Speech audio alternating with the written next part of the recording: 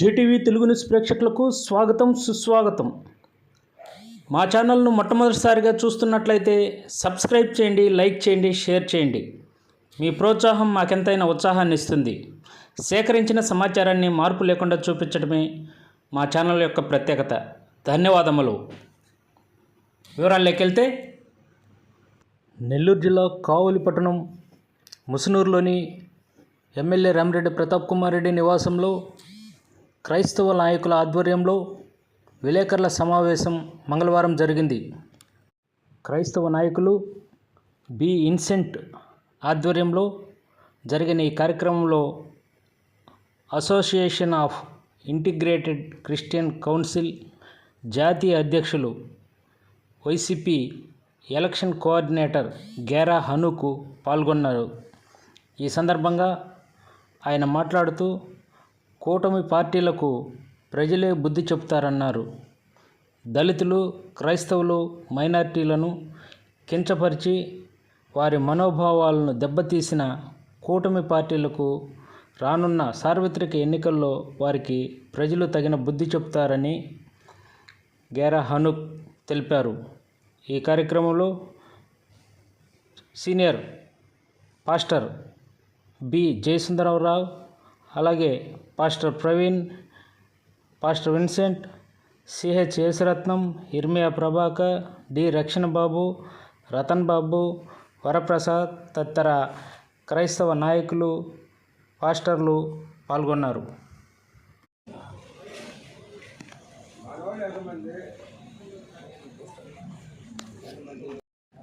ప్రభునందు గేరా హనుక్ గారికి, వచ్చేసింది పాస్టర్స్కు, మీడియాకు నేను నమస్కారం తెలియజేస్తూ కొద్ది మాటలు ఆశిస్తున్నాను. కారణం ఏంటంటే, ఈ సంవత్సరం జరిగేటువంటి ఎలక్షన్స్ చాలా భీకరంగా ఉన్నాయి. మతంతోనూ అవి హత్యలతోనూ మొత్తాలతోనూ జోకులు జరుగుతూ ఉన్నాయి. ఇలాంటి సందర్భంలో క్రైస్తవులైనటువంటి మనము ఎవరికి ఓటు వేయాలి అని విచక్షణ చూపుతూ వారికి మనం ఓటు వేసి, క్రైస్తవులకు విరోధముగా ఉన్నటువంటి వ్యక్తులకు ఓటు వేస్తే క్రైస్తవ్యం అనేది నశించదు, క్రైస్తవం పెరుగుతూనే ఉంటుంది. క్రైస్తవ మతాన్ని ఎవరికి సాధ్యం కాదు అనదొక్కాలంటే. 20 సంవత్సరం చూస్తూనే ఉన్నాం. కాబట్టి మనము న్యాయముగా పరిశీలన చేసి మన యొక్క పవిత్రమైన ఓటును సద్వినియోగపరచుకోవాలని నేను ఆశిస్తూ, నా అభిప్రాయం అంతకనికని చెప్పేదేమీ లేదు. మరి గౌరవనీయులు గేరా హనుక్ గారు, మరి ఆంధ్రప్రదేశ్ స్టేట్ క్రైస్తవ కోఆర్డినేటర్గా సుడిగాలి పర్యటనలో వారు అనుభవజ్ఞులు, అన్ని విషయాలను మాట్లాడతారు. కాబట్టి ఈ అవకాశం మీ అందరికీ ఉన్నారు. ఎమ్మెల్యే గారు రామిరెడ్డి ప్రతాప్ రెడ్డి గారు కూడా నాకు ఎంతో సహకారిగా ఉంటున్నారు. కనుక మీరు ఎవరిని గెలిపించాలి, ఎవరికి మనం ఓటు వేయాలి అటువంటి భావన మీరు కలిగి మంచిగా ఆలోచన చేసి ఓటు వేసి గెలిపించేవాడిని గెలిపించినట్టు, ఎవరిని గెలిపించినా ఆయన దయ, శిక్షించేవాడైనా తగ్గించేవాడైనా కాబట్టి ఆయన చేస్తారు. కాబట్టి మన యొక్క విచక్షణ సద్వినియోగపరుచుకొని ఓటు వేయాలని మనం చేస్తూ సమయాన్ని నాకు తెలియజేస్తూ ముగిస్తున్నాను. ముందుగా మీడియా మిత్రులకు, వైఎస్ఆర్సీపీ క్రిస్టియన్ మైనారిటీ రాష్ట్ర కోఆర్డినేటర్గా ముందుగా మీడియా మిత్రులకు ధన్యవాదాలు తెలియజేస్తున్నాను. అదేవిధంగా ఇక్కడ ఉన్నటువంటి కావలి పట్టణంలో ఉన్నటువంటి అనేక మంది మా క్రైస్తవ సోదరులు, బిషప్లు, మిషనరీలు, పాస్టర్స్ వీళ్ళందరూ కూడా ఈ ప్రెస్ మీట్లో పాల్గొనడానికి వారికి కూడా నా ధన్యవాదాలు తెలియజేస్తున్నాను. అదేవిధంగా ఈ యొక్క రాష్ట్ర కోఆర్డినేటర్గా సుడిగాలి పర్యటన రాష్ట్రం మొత్తం కూడా నేను తిరుగుతూ రావడం జరుగుతుంది. ఈ సందర్భంగా ఈ రోజున కావలి పట్టణంలో ఉన్నటువంటి రామిరెడ్డి ప్రతాప్ రెడ్డి గారి యొక్క నియోజకవర్గంలో విజిట్ చేయడానికి ఇక్కడ రావడం జరిగింది. ప్రత్యేకంగా ఈ వైఎస్ఆర్సీపీ తరఫున నాకు జగన్మోహన్ రెడ్డి గారు ఈ పదవిని ఇవ్వడానికి గల కారణం ఏంటంటే, 2019 నుంచి కూడా మా ఏఐసీసీ సభ్యులు గ్రామ స్థాయి నుంచి రాష్ట్ర స్థాయి వరకు కూడా ఎంతగానో కృషి చేసి అప్పట్లో బంపర్ మెజారిటీ తోటి భారతదేశంలో ఎక్కడ లేని విధంగా గెలిపించే దిశగా ఏఐసిసి పాస్టర్స్ క్రైస్తవులందరూ కూడా పనిచేయడం జరిగింది. ఆ యొక్క సేవలను గుర్తించి ఈరోజు నాకు ఈ పదవి ఇవ్వడం జరిగింది.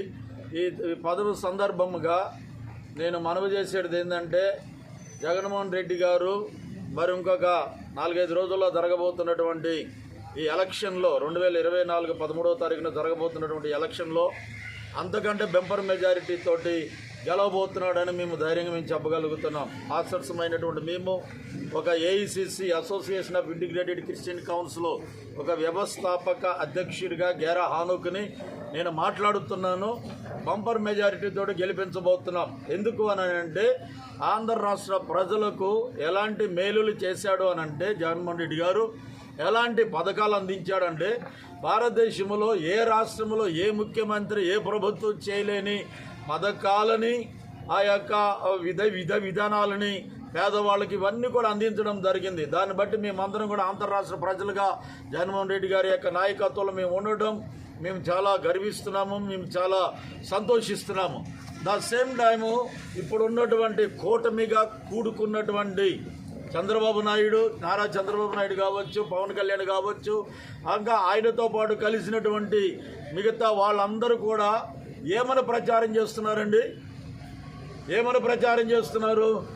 ఒకడు అంటాడు కడ్రాయిడ్తో పరిగెత్తిస్తా, ఒకడు బట్టలు కూడా తీస్తా, ఇంకోడేమో పాతాళానికి అధాపాతాళానికి తొక్కేస్తా అంటాడు. మీరు పార్టీ ఎందుకు పెట్టారు చెప్పట్లేదు. నువ్వు ఆంధ్ర రాష్ట్ర ప్రజలకు ఏం మేలు చేస్తారో చెప్పట్లేదు. 2019లో జగన్మోహన్ రెడ్డి గారు ఏమైతే మేనిఫెస్టోలో చెప్పారో 90% పైగా నెరవేర్చడం జరిగింది. జగన్మోహన్ రెడ్డి గారు ఏం చెప్తున్నారు? మీ ఇంటిలో మేలు జరిగితేనే నాకు ఓటైనా అంటున్నారు.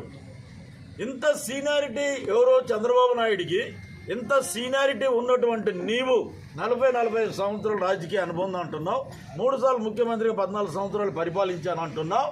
నువ్వు ఈ పరిపాలించిన కాలంలో కావచ్చు, నీ రాజకీయ ఎక్స్పీరియన్స్లో కావచ్చు, నువ్వు ఆంధ్ర రాష్ట్ర ప్రజలకు ఏం చేసావు?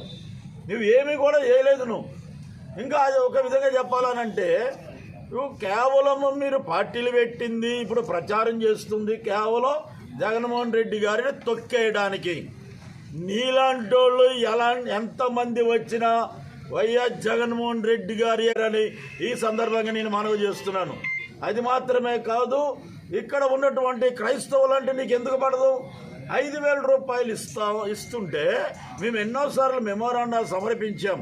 ఏమనంటే, ఇక్కడ మీరు ఇమాములకి ఎలాగిస్తున్నారు, ముస్లిం ఇమాములకి, అలాగే హిందూ పూజారులకి ఎలాగిస్తున్నారు, అర్హులైనటువంటి పేద పాస్టర్స్కి సంఘాలు సరిగా లేక సరిగ్గా గడవని పరిస్థితులలో ఉన్నటువంటి వాళ్ళకి పరిశీలన చేసి వాళ్ళకు కొంచెం హానరోరియం ఇమ్మని చెప్పేసి మేము గతంలో ఎన్నోసార్లు వినతి పత్రాలు వాళ్ళ ఇవ్వటం ద్వారా కరుణించి పేద పాస్టర్లకి కొంతమందికి ఇస్తుంటే నువ్వు ఏ ధైర్యంతో ఇస్తున్నావు? నువ్వు ఎవరిని అడిగిస్తున్నావు? ఎవరు సొమ్ము ఇస్తున్నావు? గవర్నమెంట్ సొమ్ము నువ్వు ఇస్తున్నావు. మరి అందరికి ఇచ్చేది ఏ సొమ్ము అండి? మిగతా వాళ్ళందరికీ పూజారులు కావచ్చు, ఇమాములు కావచ్చు, లేకపోతే మిగతా ఇవన్నీ కూడా ఇచ్చేది ఎవరి సొమ్ములో నుంచి తీసిస్తున్నారు. సో కనుక ఇది secular country. Y Jaganmohan Reddy garu ఎప్పుడైతే ముఖ్యమంత్రి అయ్యారో 2019లో వెంటనే ఆ గవర్నమెంట్ మీద ఎంత అక్కసు వెళ్ళగక్కుతున్నాడు అని అంటే మన చంద్రబాబు నాయుడు. ఎందుకంటే అక్కడ ఉన్నది డీజీపీ క్రిస్టియను, తర్వాత హోమ్ మినిస్టర్ క్రిస్టియను, ఫలానా జిల్లాలో ఎస్పీ క్రిస్టియను. క్రిస్టియన్స్ అధికారులుగా ఉండకూడదా? వాళ్ళు చదువు ఎందుకు చదివారు? ఇది సెక్యులర్ కంట్రీ. చదువుకున్న ఎవరైనా, అర్హులైన ఎవరైనా సరే ఆఫీసర్లుగా ఆ హోదాలోనికి వచ్చేటువంటి సెక్యులర్ కంట్రీ మన భారతదేశం. అలాగ ఉన్నప్పుడు ఎందుకు నీకు అంత బాధ? ఓన్లీ హిందూసే ఉండాలా? లేకపోతే వేరే మతస్థులు ఉండకూడదా? వేరే కులస్తులు ఉండకూడదా? వేరే వర్గం వాళ్ళు ఉండకూడదా? కేవలం అగ్రవర్ణాలు మాత్రమే ఉండాలా? నేను ప్రశ్నిస్తున్నా. నేను వైఎస్ జగన్మోహన్ రెడ్డి గారి యొక్క ఈ పార్టీ వైఎస్ఆర్సీపీ పార్టీ ఏదైతే ఉందో, బడుగు బలహీన మైనారిటీ ఆ యొక్క దళిత క్రిస్టియన్స్ యొక్క పార్టీ ఇది. ఎందుకంటే ప్రతి ఒక్కళ్ళు కూడా అర్హులైనటువంటి వారికి వాళ్ళకి పథకాలు అందుతున్నాయి. ఇప్పుడు చాలామంది ఈ మధ్య దుష్ప్రచారం చేస్తున్నారు. అక్కడ బటన్ నొక్కితే నేరుగా మీ అకౌంట్లో డబ్బులు పడుతున్నాయి అన్నారు. కొంతమంది అంటున్నారు ఇక్కడ బటన్ నొక్కితే వాళ్ళ ఇంట్లో నేరుగా పడుతున్నాయి, నీ ఇంట్లో నీవు ఎంత నొక్కేస్తున్నావు అని అడుగుతున్నారు. టీవీ ఉంటే పింఛన్ ఆపేస్తున్నారు, లేకపోతే ఇంకోటి ఉంటే పింఛన్ ఆపేస్తారని అంటున్నారు. వాళ్ళందరూ కూడా 10 ఎకరాలు భూమి ఉందనుకోండి, వాళ్ళకి ఇంకా ఆస్తి ఉందనుకోండి, తర్వాత ఇంకా వేరే బినామీల పేరు మీద ఉంది అనుకోండి, వాళ్ళకి అవసరం లేదు కదా. అర్హులైన వారికి ఇస్తున్నారు. ఇన్కమ్ సోర్స్ ఉన్న వాళ్ళకి అవసరంలే, రాబడి ఉన్న వాళ్ళకి అవసరంలే. మొత్తం కూడా పరిశీలన చేసి అర్హులైనటువంటి ప్రతి పేదవాడికి ఇక్కడ ఈ పథకాలు అందడం జరుగుతుంది. అలాగనే మన వైఎస్ఆర్సీపీ పార్టీ వచ్చిన తర్వాత వెంటనే మన 2020లో కరోనా వచ్చింది. ప్రపంచం మొత్తం కూడా శ్మశానం అయిపోయింది. ఏ రాష్ట్రంలో లేని 29 రాష్ట్రాల్లో ఏ రాష్ట్రంలో లేని విధంగా ఆంధ్ర రాష్ట్ర ప్రజలకు వైఎస్ జగన్మోహన్ రెడ్డి గారు 1వ తారీఖున తీసుకెళ్ళి వాళ్ళ గుమ్మం తట్టి అవ్వా తాతలకి, పేదవారికి, కుంటోళ్ళకి, గుడ్డోళ్ళకి వాళ్ళందరూ కూడా పథకాలు అందించడం జరిగింది. రేషన్ కూడా వాళ్ళ దగ్గరికి వెళ్ళి ఇవ్వడం జరిగింది. ఈ సిస్టమ్ అంతా కూడా ఏ రాష్ట్రాల్లో కూడా లేదు. ఈ ఏఐసిసి ఆర్గనైజేషను 16 రాష్ట్రాలలో ఉంది. వాళ్ళందరూ అడుగుతున్నారు, ఆంధ్ర రాష్ట్రంలో ఉన్న పథకాలు వైఎస్ జగన్మోహన్ రెడ్డి గారు ఇచ్చినటువంటి ఆ పథకాలు, ఆ బెనిఫిట్స్ ప్రజలందరూ కూడా ఏ రాష్ట్రంలో కూడా లేదు, మా రాష్ట్రాల్లో కూడా వచ్చేటట్టు చేయమని చెప్పడం జరుగుతుంది. చంద్రబాబు, కేవలం నువ్వు పార్టీ ఎందుకు పెట్టావు? అంతకుముందు వాలంటీర్ వ్యవస్థ ఉంది. నీకు ఎంత ఎక్స్పీరియన్స్ ఉన్నటువంటి నువ్వు ఎందుకు పెట్టా వాలంటీర్ వ్యవస్థ? ఇప్పుడు ఫస్ట్లోనేమో వీళ్ళంతా కూడా డేటా సేకరించి 30,000 మందికి పైగా లేడీస్ని కిడ్నాప్ చేసి విదేశాలకు అమ్మేశారు. తర్వాత అక్కడ ఇళ్లలో ఉన్నటువంటి భర్తలు లేని టైంలో వాళ్ళ ఇళ్ళకి వెళ్ళి నానా అరాజకాలు చేస్తారు అని దుమ్మెత్తి పోసినటువంటి కూటమిగా ఉన్నటువంటి పవన్ కళ్యాణ్, చంద్రబాబు మీరంతా కూడా కలిసి ఇప్పుడు అదే వాలంటీర్ వ్యవస్థని మీరు కంటిన్యూ చేస్తానంటున్నారు. వైఎస్ జగన్మోహన్ రెడ్డి గారు వాళ్ళకి ఆనోరేరియం కింద, గౌరవవేతన కింద, శాలరీ కిందనో ఏదో ఒక రకంగా 5,000 రూపాయలు ఇస్తుంటే అదే వాలంటీర్ వ్యవస్థను మేము కూడా కంటిన్యూ చేస్తాము, 10,000 రూపాయలు ఇస్తానంటున్నాం. జగన్మోహన్ రెడ్డి గారికి దేవుడు ఇచ్చినటువంటి ఆలోచన బట్టి ఆయన పేదవారికి సహాయం చేస్తూ ఉంటే, ప్రజలకు మేలు చేస్తూ ఉంటే మీరు ఎందుకే అంత అక్కసు ఎలాగక్కుతున్నారు? నాకు అర్థం కావట్లేదు. సిగ్గుందా మీకు? నేను అడుగుతున్నా. మీరు ఏం చేస్తారో చెప్పండి. తొక్కేస్తాం, పాతేస్తాం, బట్టలు ఉడదెత్తాం, పరిగెత్తెత్తాం. అందుకోసమా మీరు పార్టీ పెట్టింది? మాట నికరం లేదు, ఎక్స్పీరియన్స్ ఉన్నా కూడా ఇది లేదు మీకు. ఆ తర్వాత మా మీద అక్కడ ప్యాలెస్లో కూర్చొని బాప్తీసాలు ఇస్తున్నావు అని అంటున్నాడు. బాప్తీసాలు ఇవ్వకూడదని చట్టం ఏమైనా ఉందా? జీవో ఏమైనా ఉందా? యాక్టివ్ ఏమైనా ఉందా ఇవ్వకూడదని?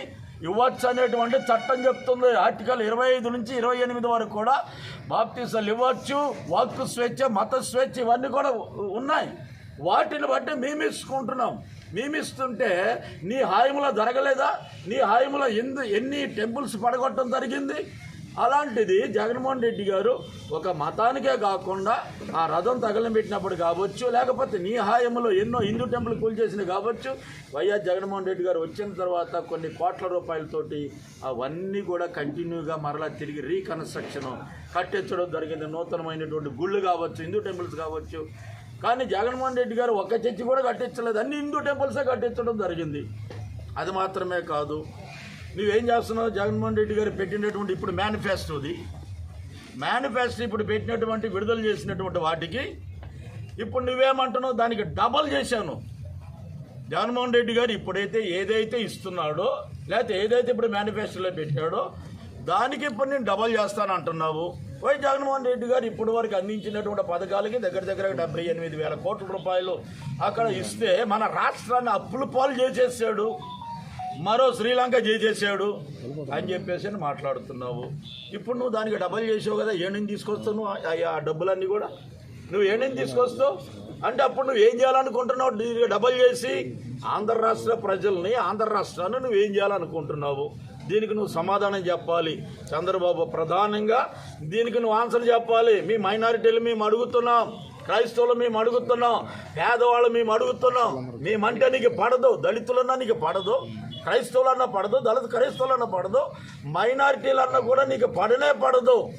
కనుక ఇప్పుడు జరగబోతున్నటువంటి 2024 13వ తేదీన రేపు జరగబోయేటువంటి ఈ ఎలక్షన్ మా ఓటుతో నీకు బుద్ధి చెప్పి నిన్ను ఓటమి చేయకపోతే, ఓడించకపోతే అసలుకే మేము నిజంగా చెప్తున్నా కదా, మాకు చాలా బాధేస్తుంది.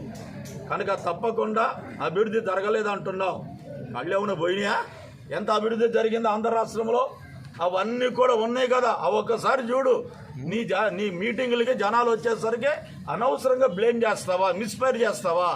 ఇది సరైనటువంటి పద్ధతి కాదని ఈ సందర్భంగా మీడియా సందర్భంగా మనవి చేస్తున్న. ప్రధానంగా కావల పట్టణంలో ఉన్నటువంటి మరి రామిరెడ్డి ప్రతాప్ రెడ్డి గారిని, అలాగే నియోజకవర్గ ప్రజలు, మైనార్టీలు, క్రిస్టియన్స్, అదేవిధంగా దళిత